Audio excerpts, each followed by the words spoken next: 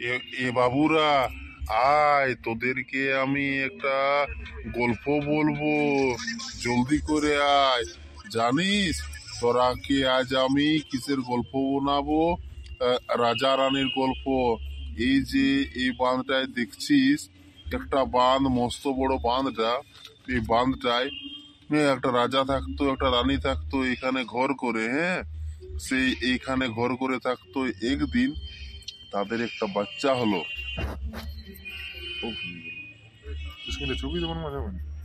একদিন তাদের একটা বাচ্চা হলো।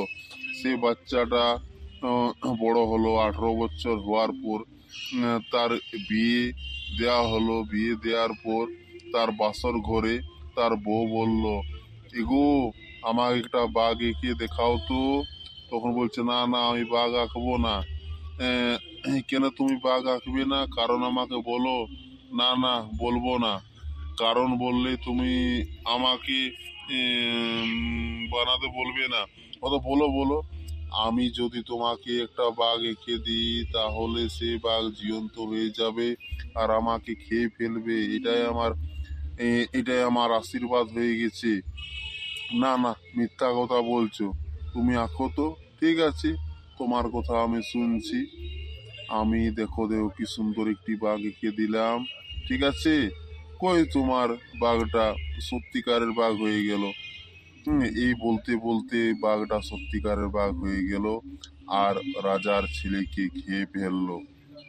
তারপর ও কানতে লাগলো তার বউ। কানতে কানতে বাড়ির আশেপাশে যতজন ছিল, তার শ্বশুর শাশুড়ি সবাই এলো। বলছে, বৌমা কি হলো? কি হলো বলো বলো। বাবা বাবা, তোমার ছেলেকে খেয়ে ফেললো এই বাঘটি। দেখো দেখো, এই বাঘটি কোথা থেকে এলো বৌমা?